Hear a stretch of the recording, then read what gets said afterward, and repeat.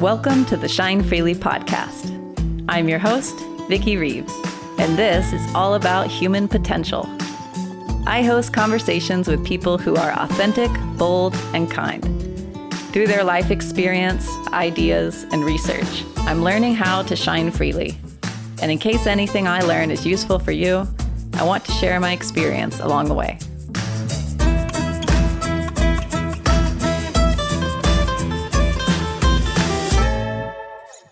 It is my total pleasure to introduce you to this fantastic example of a human being.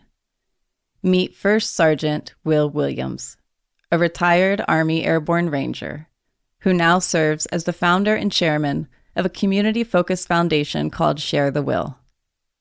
Here's the story that Will shares on his website. Share the Will was born from my experience as a foster child in the 1960s. As a young boy, I bounced around the foster care system, living with various centers or families. I lived each day never feeling like I fit in or belonged anywhere. I was a child without love, without a place to call home.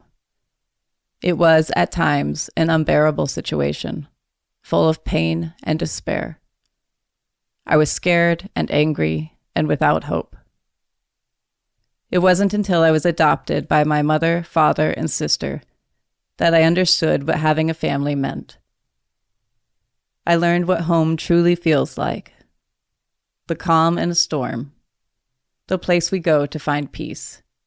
The quintessential definition of love. They saved my life through a simple act of love. I carry that love with me every day of my life. As an adult, I felt a deep passion to find a way to give back to the world what my family had given me. I joined the U.S. Army. I committed myself joyfully to being a part of another strong family to protect and defend our fundamental rights as human beings. I dedicated my life to serving others who had no voice for themselves.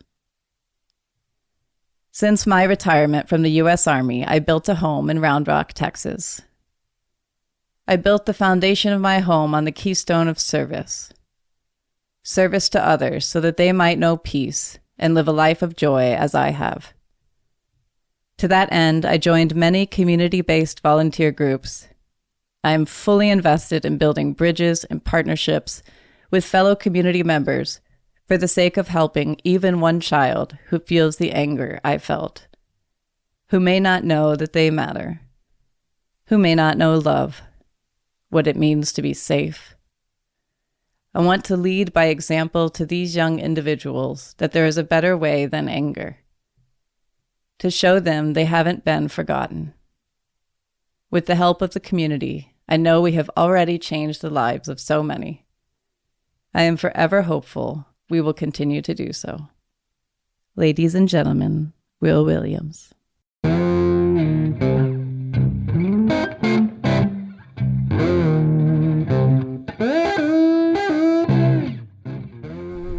Hello, Will. Hello, how you doing? I'm doing great. I'm so happy to be sitting here with you. Thank you for being here. Well, thank you for having me. It's quite an honor. I have to say, I first heard about you from my mom, and she had some really impressive things to say about what a wonderful human you are. And anytime she talks, I listen. So I was eager to meet you and get to know you better. Well, you know, I paid her to say all those nice things. Well, can you start by telling us a little bit about the work you do in the community, which is how I think my mom got to know you, and definitely something that I'm very inspired by. Well, the community is very, very important to me. When I got here a little over 20 years ago, the community really embraced me. Worked with the police department, worked with city council, worked with the mayor. We started out with, first project was setting up neighborhood watch signs. Crime was up a little bit, and they thought that if the neighborhoods got more involved, we could help with crime. And we did. Crime dropped about 15%. Wow. After we set up neighborhood watch signs and established some neighborhood watches. So it really worked out. I mean, it was great. Then we have a 4th of July parade, which is our Veterans Day parade. The gentleman that did the parade for all those years, passed away 2 weeks before the parade. So the mayor and the city council approached me about doing the Veterans Day parade. We started out, we had about 200 to 300 people in attendance. This past parade, we had over 40,000 people in attendance. Wow. So we have really had fun here in the community. We also have an organization called Share the Will. I didn't name it that. Share the will? Share the Will. You're the will that we're sharing? I love it. That was not my idea. That was actually some people in the community who came up with that idea. And what we do, we're a group of veterans. We started out with about 3 veterans and 2 non-veterans. And right now, with the volunteers and everybody, we're about 600 strong. Wow. So we've really grown. Last year, we helped feed over 3,000 people at Thanksgiving. And we had about 1,000 kids for Christmas that we sponsored. Incredible. Can you tell me a little bit about why you're so passionate about community? My family. I started out the first 13 years of my life with absolutely no family. I was a foster kid. Right before my 13th birthday, my mother saw me in a hospital, and a year later, they adopted me. My father was military. My mother was sung in the choir at church and led a prayer meeting. So I had the best of both worlds. I had my mother, who was very strong in faith, and I had my father, who was just very strong all around. So with both worlds, I got to see the strength that a man could bring to the community and the heart that a woman could bring to the community.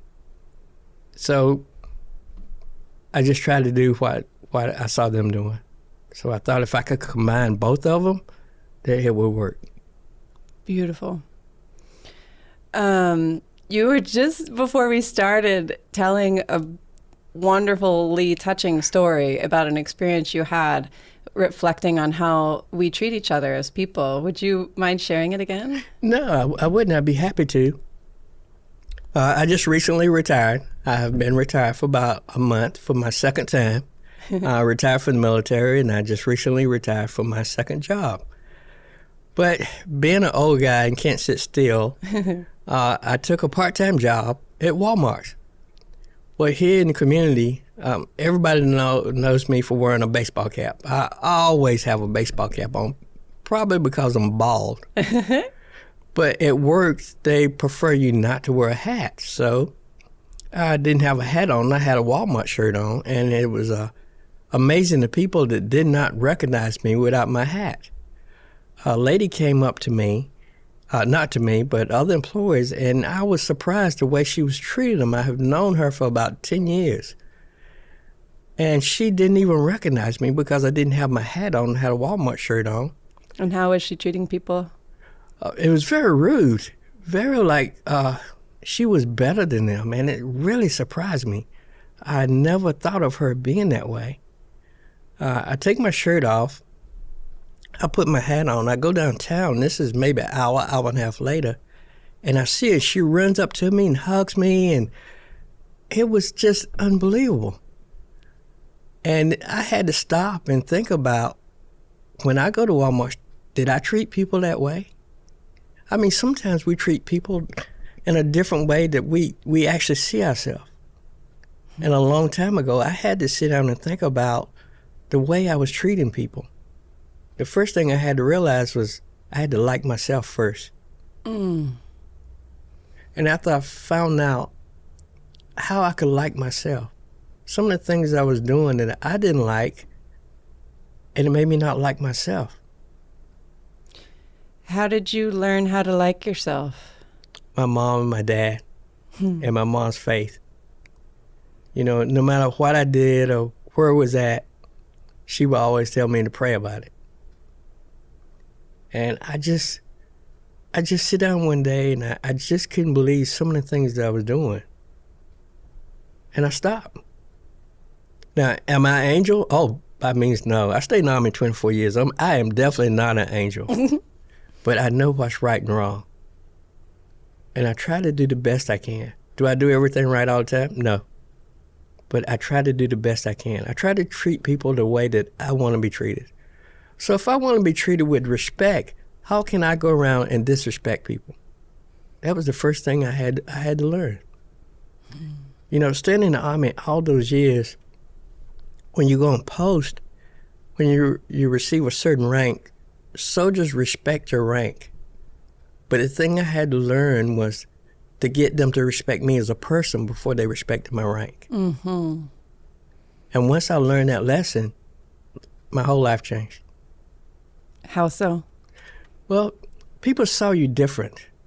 And, you know, most people can feel the difference. You can feel the body language. You know, once I changed, instead of going on post and you see soldiers stand up and you know, and speak to me, pretty soon I saw soldiers walking towards me so they could speak to me. Big difference. Big difference. So how'd you get into the Army? Were you an Army Ranger? I see your... Yes, my father was in the 82nd. Therefore, the first time I saw my father, he walked up to me and he was spit shine and starched, and I was thinking, oh my God, I just saw my first superhero. Oh. And I knew that day I wanted to be just like him.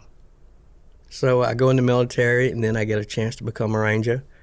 I take advantage of the situation. So when you commit to being a Ranger, it's a way of life. Okay, so you join the military, you take an oath. Okay, so that oath is good as long as you got your uniform on. A Ranger takes an oath for life. So it would be a perfect example. Okay, so we have a creed, a Ranger's creed. Okay, so part of our creed is our appearance. So it would be like if I can't go to HEB with a wrinkled shirt. That's part of our creed. I have to shave every morning. I shouldn't say I have to. So it's just it's funny. We had the oldest Ranger that was in Texas. He was 99. He lived not too far from here. And he passed away a couple of months ago. But the last thing he said to me was he was so proud of me for living up to the creed. So it's a way of life. It's the life that you pick. And you can't let anybody change the way you feel about that, because you took an oath. And if you truly don't feel that way, you should never take that oath. Mm-hmm. It would be part of the oath is helping people. And if you feel that you don't want to help people, don't take the oath. Protecting people. Okay, say we sitting here in the church and there was an active shooter in the parking lot. My job is to stand in front of that active shooter until you and your baby got away, no matter what. So the best thing I could do is pray on the way out there, and whatever happens, happens. But my job is to make sure that you and the baby get away. Back in the early 70s, the military was a little different. During Vietnam, soldiers was closed. Right after Vietnam, they started separating a little more. So I went in right after the time that soldiers started separating themselves. And for the first couple of years, it was really tough. But then things started changing. Soldiers started changing, and then they started receiving that unity. You know, everybody became family and brothers, sisters, and life just changed. That's super interesting. What do you think led to that change? The world, situation. You know, we all come together when there's a crisis. When there's a crisis, we all family. Yeah. As soon as the crisis is over with, we go back to our own places, our own spots. You know, 2 years ago, he was my brother, but now he's just somebody that I know. Can't be that way. The world can't function that way. We have to love each other. I'm not saying that we got to feed everybody if somebody won't work. That's not what I'm saying. I'm saying we just got to love each other. If a person is trying to help themselves, why we can't give them a hand up, not a hand out. Everybody can use a hand up. Everybody's been in a tough situation. I remember being in the military, first starting out as a private. married with a baby. I think my check was $400. Don't quote me on that. I can't remember. But I think my check was $400. Paid my rent, paid my car payment, paid my insurance, bought some groceries. I think I had $22.50 left for the month. My wife tells me that we need Pampers. I broke down and started crying. That was all the money I had for the rest of the month. We all has experienced that. Everybody. Whether you want to admit it or not, no matter how rich you are, there's been times when you were just down on your luck. And somebody helped you, whether it was a parent, whether it was a friend, somebody helped you. We all need that help sometime. So we just look in our heart when we see a person that's down, instead of kicking them, just help them a little bit. Sounds so simple. I don't know why we make it so hard. I don't either. I don't either. You know, it's amazing. You know, I know a lot of people maybe not going McDonald's. I do. One of my favorite places. Get coffee for 75 cents. Can't beat that. But, you know, if I'm getting a cup of coffee and there's an older person in there and they're looking through their purse or, you know, they're looking through their wallet and trying to find 75 cents, why not pay for their coffee? It's 75 cents. Why not? You have just changed their whole day for 75 cents. That's all it takes. Beautiful. Will, you have such a big heart, and it's so clear that love is the first priority for you in all moments. I want to ask you a question that I think is a difficult question. I've never asked anyone it before, but given that you are really so dedicated to love and to loving everyone, regardless of their background or anything like that, how was it for you, or is it now, having been in a war where you had to fight against other people? Or how do you reconcile that? That was really hard for me. Actually, I have PTSD, and it's I struggle with that every day of my life. You know, hard to sleep sometimes. VA has helped me.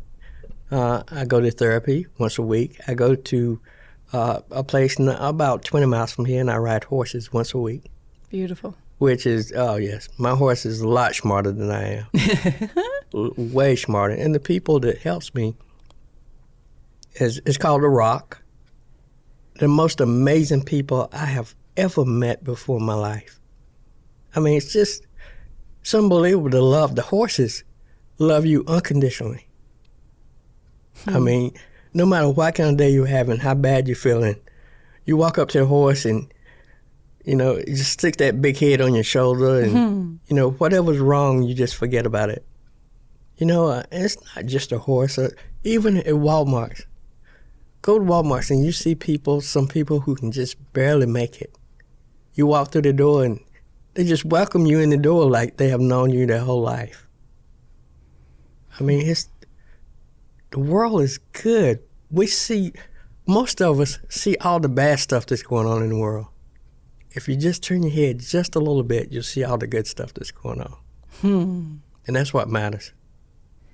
Do you have any advice or maybe words of encouragement for people that are currently struggling with PTSD? Yes.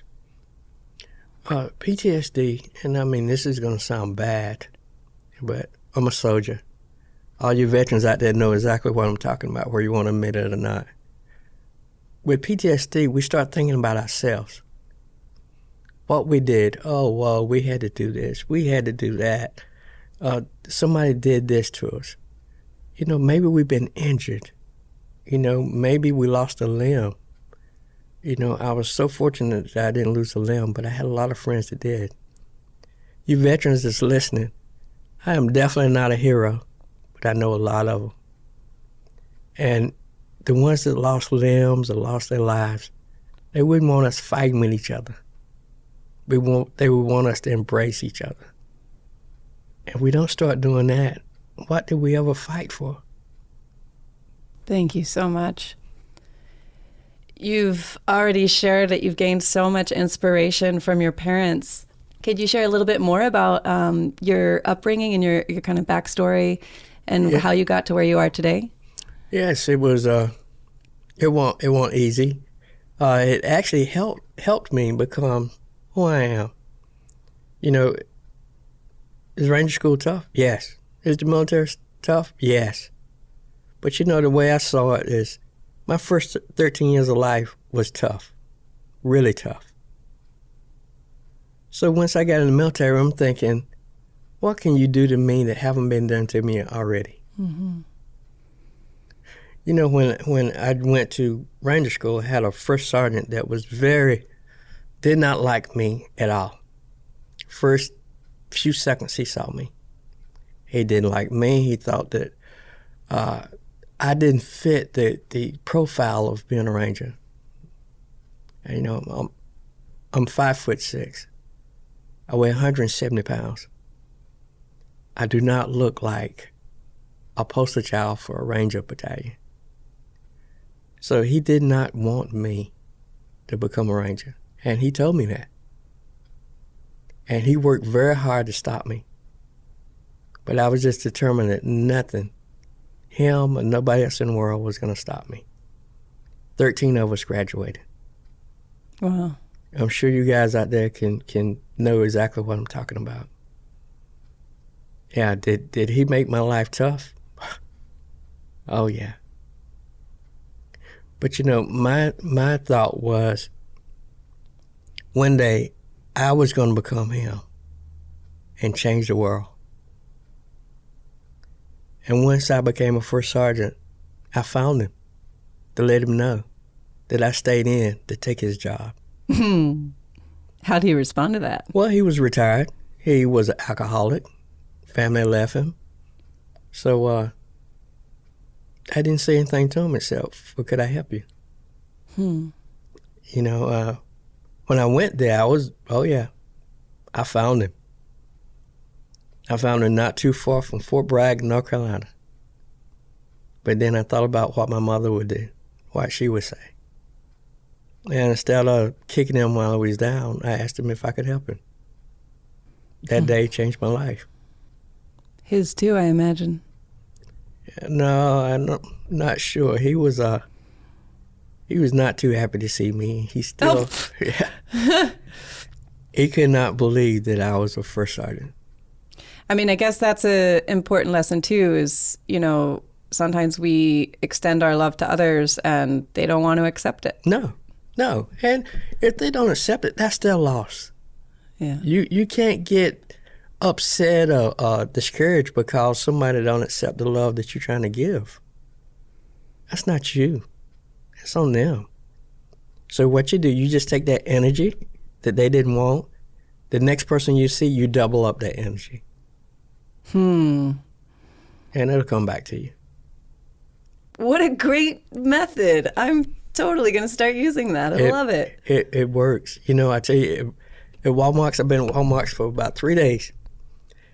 And there's kids that we sponsor for Christmas. And, you know, I'm walking down the aisles and little kids are running up to me, hugging me. You know, they leave and come back. Last week was my birthday. Happy birthday. Oh, thank you. I got so many handmade cards from little kids. Oh. It was just unbelievable. There was one little kid that brought tears to my eyes, missing a leg. I know life is tough for him, but he brought me a birthday card. I mean, life don't get any better than that. I mean, a child's love, best thing in the world. I mean, how can we want any more than that? You know, don't get me wrong now. Do I like money? Yes. We all need money, but is that the main purpose that we on earth, just to get money? I don't think so. But I might be wrong, because I don't know it all. You're very humble. No, I definitely don't know it all. Just lived a lot of life. You and your father has lived a lot of life. You're just telling me, how old is he? He's 104 years old, and he is my hero. Walks a mile every morning. It takes him a little while to walk it, but he makes it. Goodness. And, if you're 104 and you can still get around and you want to help people, and young people or middle-aged people, and we can't think of people we want to help, it's a problem.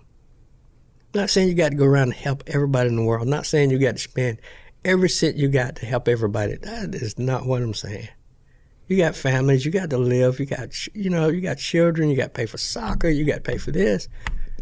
But 75 cents? Can't use 75 cents for a cup of coffee. That's all it takes. 75 cents. And a smile.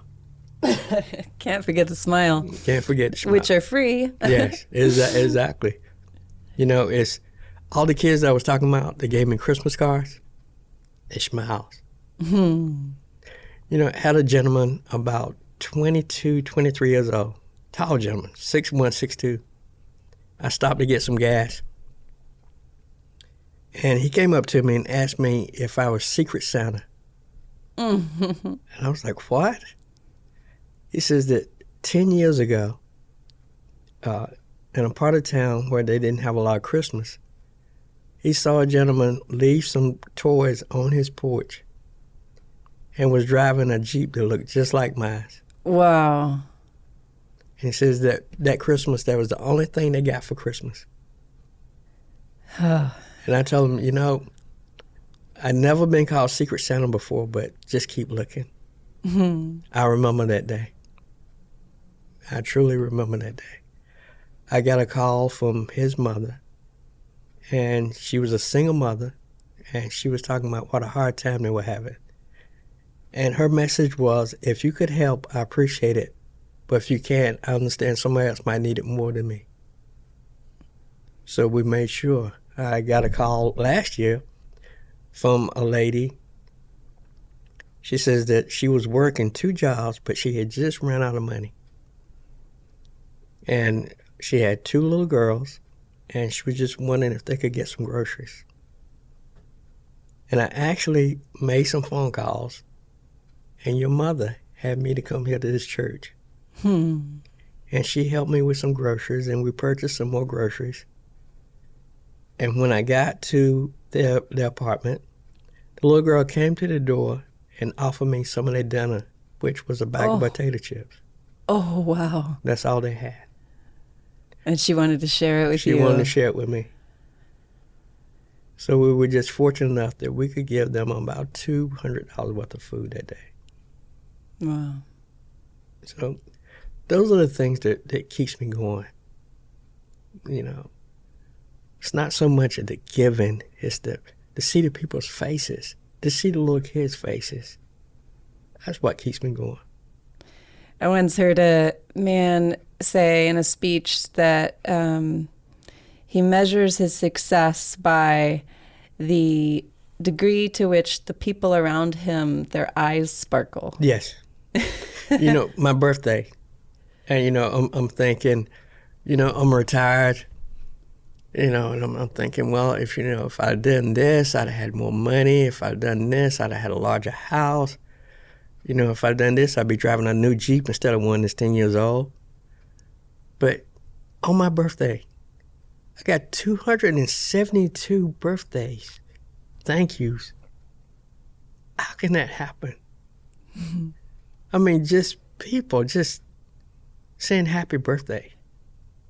I mean, that made my birthday. 272.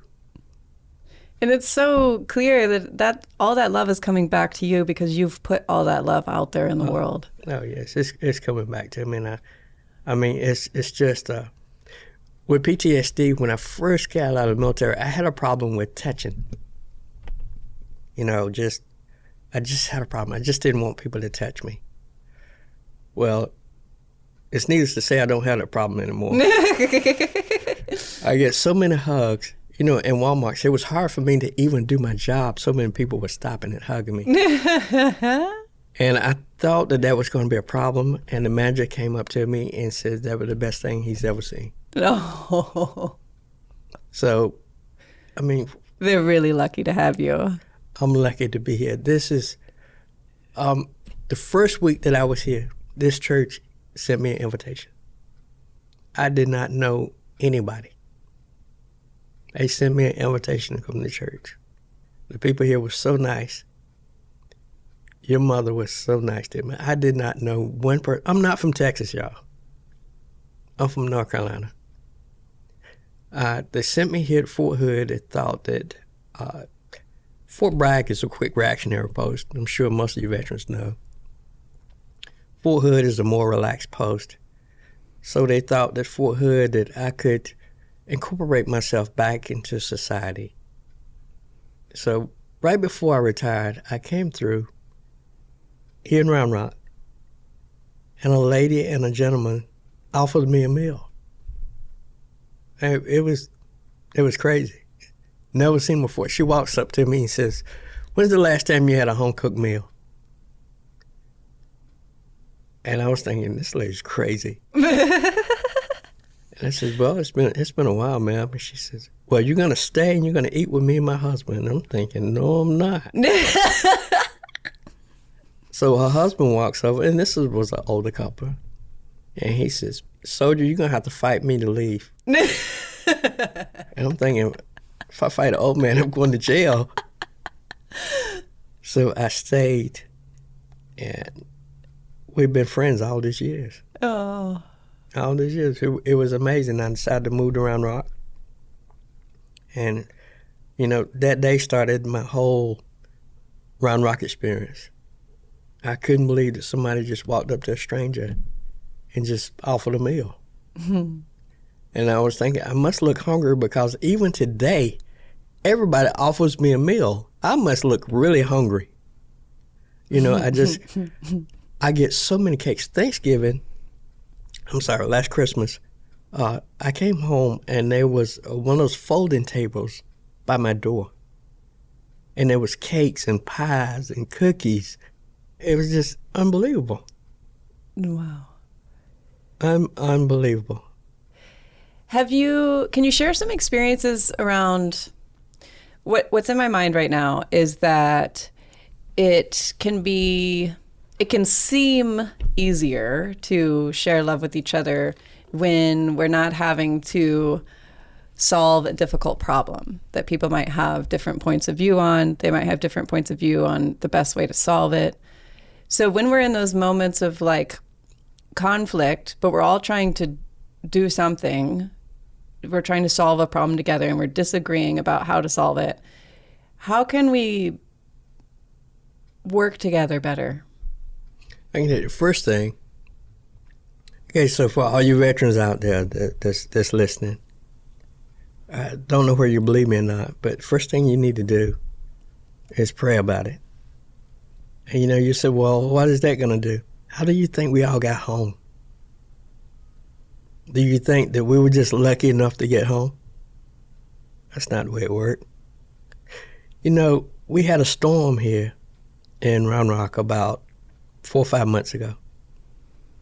And I went out to help a neighbor, and I look across the street, and the storm is taking the top off of a home. And I'm standing across the street. Didn't even blow my hat off. You think I was lucky? No. One day, when my time is up, it'll blow my hat off. But it won't that day. And the only thing we can do, no matter what kind of problems that we're going through, what kind of problems we're having, is just keep fighting. You learn how to fight in the military. This is just a different kind of war. We don't have to fight with our hands. We don't have to shoot anybody. But it's a different kind of war, especially for us. We just got to figure out how to use what we have learned. When you were in the military, when you were basic training, they pushed you as far as you could go. They broke you down and they built you back up. No different now.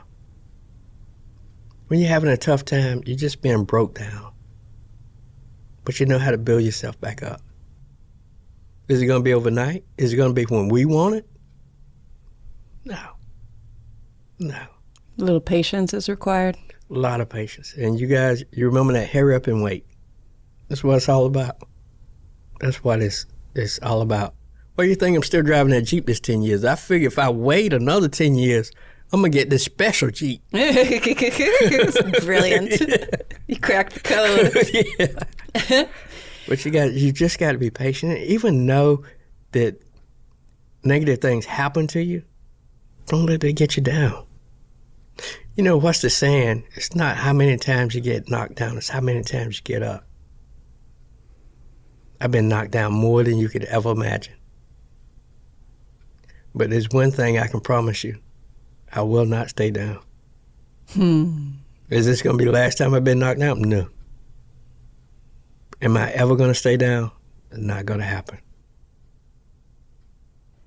Is there anything in particular that people like me, I don't have any experience in the military, certainly not in war. Is there anything we can do to both support people who are coming back with PTSD and struggling with those experiences, and we just want to express our support and also respect? Anything we can do? Yes.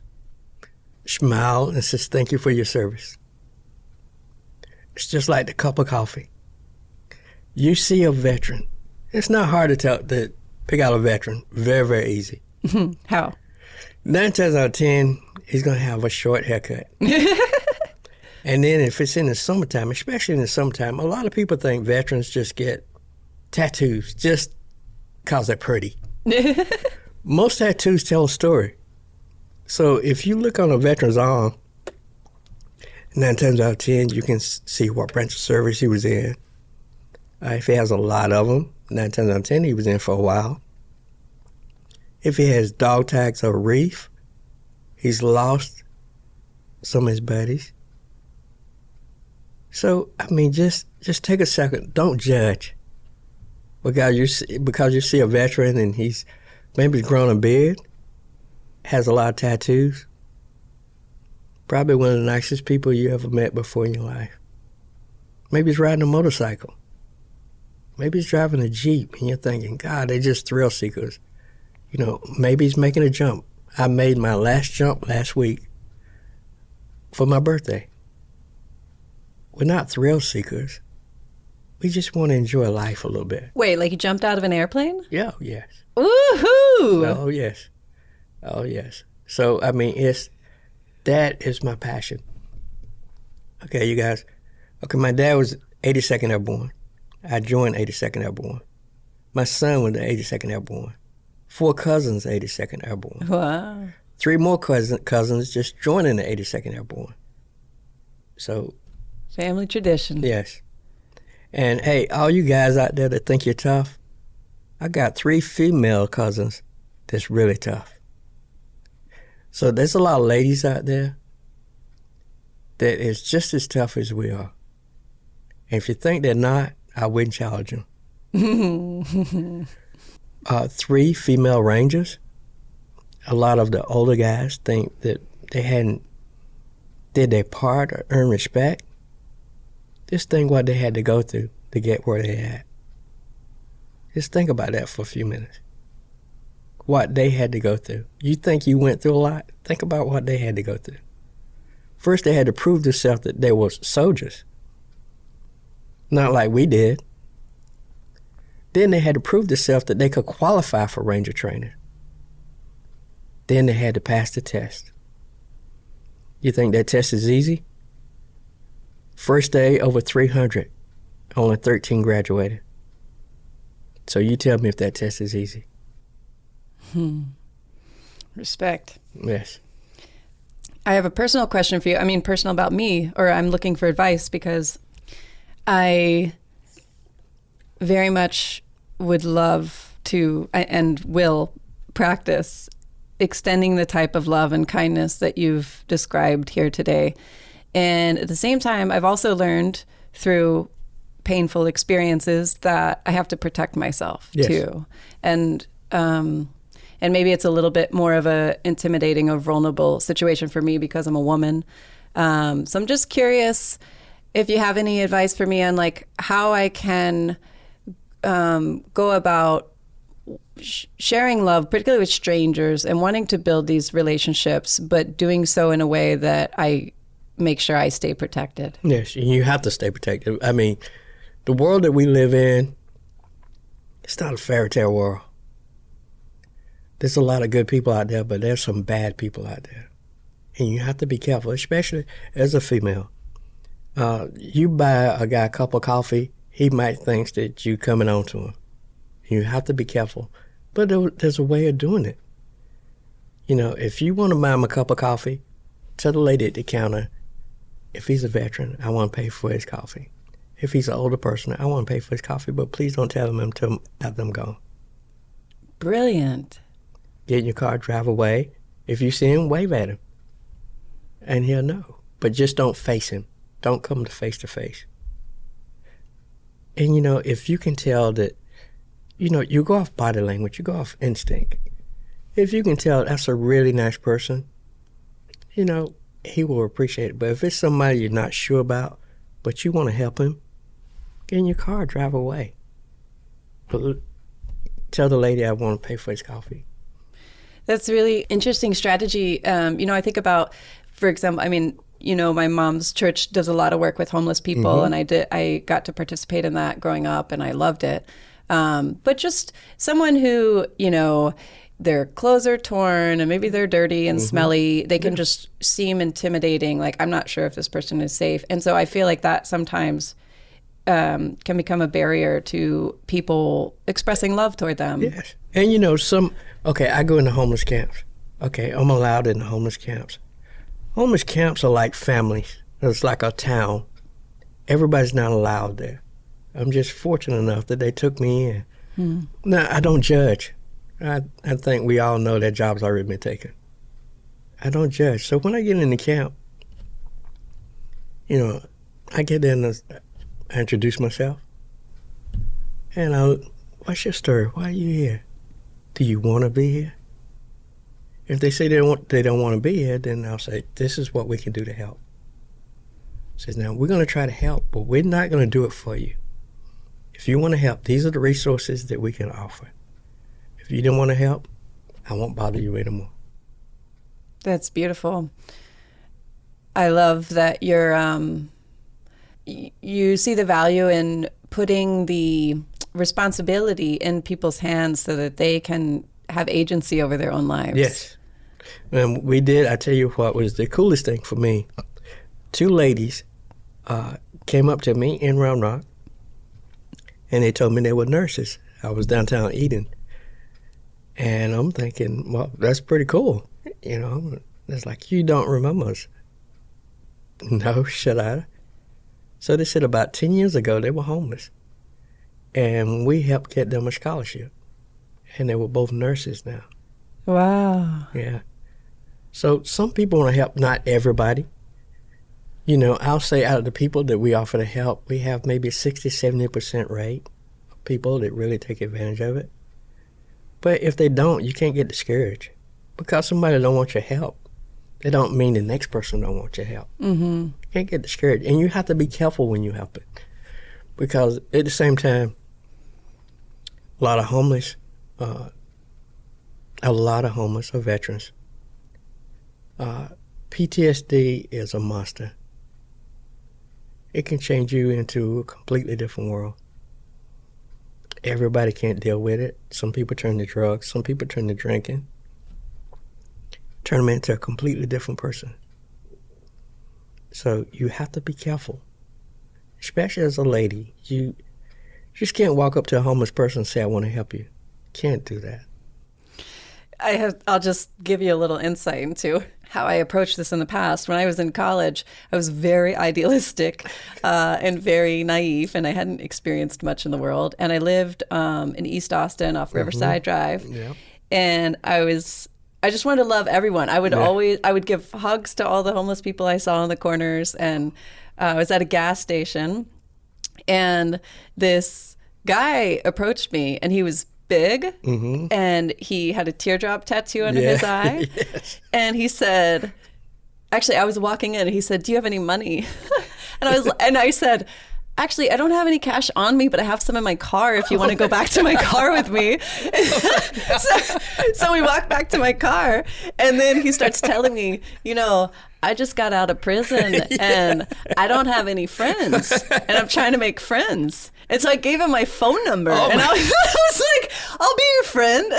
Oh my God. Okay, everybody's listening. Do not do that. Do not do that. I ended up getting some really interesting voicemails. I can imagine. Yeah, this is what not to do. Do not do this. But then, it took me a while, and actually I haven't, in the last, probably at least 10 years of my life, I haven't been focused on that type of work. And so I haven't been exposed to these different populations and so on. So, and I'm wanting to re-engage, and I'm wanting to get my daughter involved. Well, what you need to do, you need to be involved with a group, not alone. Yeah. Okay, be involved with a group. And most groups have rules and regulations. When to engage, when not to engage. Never go by yourself. It's just like camping. You never go camping by yourself. You never approach a stranger by yourself. Never. It would be really interesting, do you offer some kind of training for just how to engage with people and support them in safe and loving ways? We do. Well, my foundation, Sgt Will, we have a couple of different types of training. Well, we actually had 3 or 4. We have 2 for kids, stranger danger, and then how to get away from a situation. And then for ladies, it's pretty much stranger danger, but we also have a hand-to-hand session on how ladies can get away if they need to. Mm-hmm. So it's different. You never want to be physical with somebody, but in today's world, you might have to, and you want to be prepared. Because even though you join an organization and you at McDonald's, you might see that same person at McDonald's. They see you by yourself, then they approach you. Mm-hmm. You want to be prepared. Yeah.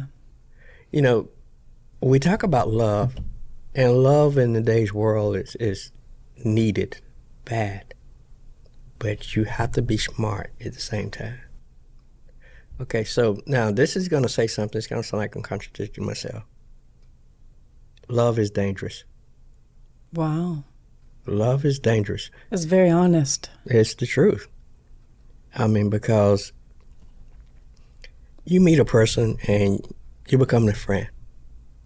Never seen them before. There's a good chance you're going to get your feelings hurt. Or there's a good chance physically you're going to get hurt. Love is dangerous. It's a lot easier for me to love a stranger than it is for you. And not just because I'm a male. For my whole life, I've been taught how to defend myself. Mm-hmm. So it's a lot easier for me. I give you a good example. I went to East Austin, and this was last year. And for you guys out there, my 10-year-old Jeep, I got the 37-inch tires and 4-inch lift and all the stuff. You know what I'm talking about. And I parked my Jeep, and there's a homeless guy that's getting ready to urinate on my rims. Uh-oh. Oh, yeah. Oh, yeah. So everybody is driving a Jeep. Okay, so you can imagine how upset I got. But then at the same time, I had to think about he was on drugs. Okay, so what do? You call the cops. By the time you call the cops, he's going to be gone. If he urinates on your rim, it's going to ruin your rims. You just paid $2,000 for those rims. Whew. So what are you going to do? Some shiny rims. Yeah, oh yeah. Yeah. On average Jeep, say you pay $30,000, $40,000 for a Jeep, you spend another $10,000 fixing that Jeep up. Goodness. Yeah. Yeah. So you definitely don't want nobody to urinate on your Jeep. And you can get upset. So, for me, it's a little different because, like I say, my whole life I have been taught how to defend myself. So for me, it was a little different. I could say things that a lot of people don't say. But at the same time, you need to let him know, hey, take your phone out, take his picture. Let him know, if you don't leave, I'm going to call the cops and I'm going to show him this picture. Smart. Smart. Yeah, I mean, we all have phones. Let me tell you, I walk out of the house and the first thing I look for is my phone before I look for my keys. Mm-hmm. We all do. So a phone is probably one of the most intimidating things that you can have. Yeah, I've been taught that it's the most useful survival tool. Yes. And then, not telling anybody to do this now. So, hadn't signed any waiver, so I'm telling you guys not to do it. So don't get in trouble and say, Will said do this. But a phone is actually probably one of the best weapons you could ever use. From like videotapes and pictures, or? No, it's one of the best weapons you could ever use. How so? A phone could really hurt somebody. Oh, like hitting them with it? Yes. Uh-huh. Like a rock? It's pretty much like a rock. But I did not tell anybody in the world to hit nobody with the phone. You didn't hear it here. No, I did not say that. But just remember, if you're by yourself, out of all the weapons that you can think of, you're looking around, you're looking for a rock, you're looking for this, you got one in your hand. You got one of the best weapons in your hand. How about, I want to talk a little bit about young people today, because they're growing up in such a different world. And of course, we have this unfortunate pandemic happen where people really stopped connecting with each other. And then you add technology and social media, and young people, like teenagers these days, they don't spend a lot of time talking to each other face to face and connecting. And I hold the very strong conviction that human connection is a key ingredient to health and happiness. Yes. What do we do about that? I'm really worried about it. I'm worried about the teenagers today. It's an easy solution. We just got to do it. So it starts at home. Okay, parents. Okay, you take your kids to the soccer field. You're taking them to basketball practice. You spend all this money. You do everything. What about getting involved with a nonprofit? You know, make a deal with your kids. Hey, once a month, we're going to spend 4 hours with a nonprofit helping somebody. So the way you do it is you spend that 4 hours with your kids. You're not on the phone. They're not on the phone. You know, you're not talking about business. They're not talking about sports. You're actually fixing meals for the homeless. So you wrapping toys, but you're spending time together. Then the kids get to see that you're giving back. Mm-hmm. In the same time, you're spending time with your parents. How many of us really take the time to spend time with our kids? Yeah, and maybe they could bring a friend along too and build those relationships with their peers. Exactly. Actually, there's a group here in town. It's called the Young Servicemen League. So every month, they have to spend 4 hours with their mother. I love it. Yeah. They do a commitment, and there's the young ladies is called Blue Bonnets. So same concept. So I'm fortunate enough that they have partnered up with Sgt Will. So all the events that we have 40 events a year. 40, wow. We get busy. All in Round Rock, Austin? All Round Rock, Austin, Georgetown. Nice. So we get pretty busy. So the way we do it is we post our events. You pick what events that you want to do. That way, it's not a job. You're volunteering. So if you want to help at Christmas, you want to help at Thanksgiving, you volunteer. Only thing we ask is if you volunteer, please show up. You know, you pick 2 items a year. It's not like you doing it every weekend. So please show up. So now if you don't show up, if it's an emergency or, you know, a death in family, something like that, that's a problem. But if it's just because you don't want to get up that morning, don't call back. It's just that simple. It's wonderful. Thank you so much for, making these opportunities available for people. And it's really all about human love. And It doesn't matter the religion or the race or the gender or the sexuality or whatever, all these things that people think are different. We're all human. Yes. It's just smart love. You know, just be smart about it. That's all. Smart love. I like it. Is there anything else you want to say to people before we go? No, I just want to thank you. Oh, it's such a pleasure. This was wonderful. I always appreciate the time that I can express my opinion.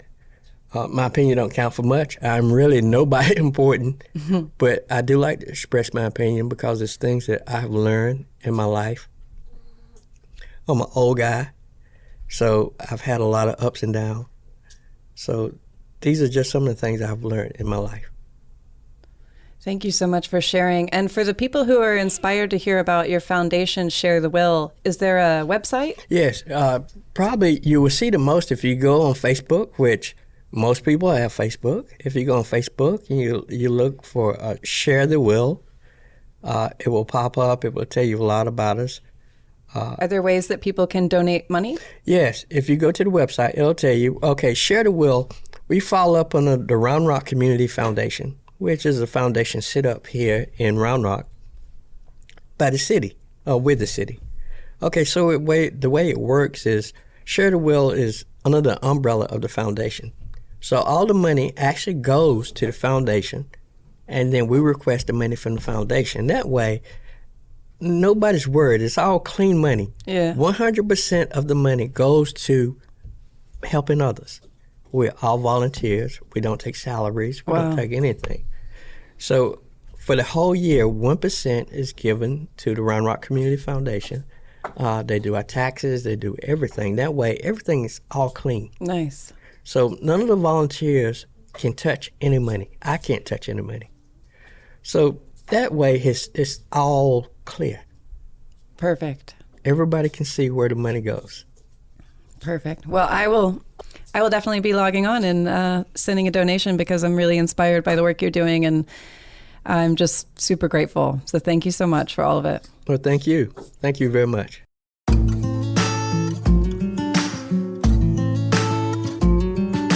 Thanks for listening to the Shine Freely podcast. We have new conversations every week that you can find on Spotify or wherever else you get your podcasts. You can also check out my blog and information about executive coaching at shinefreely.com.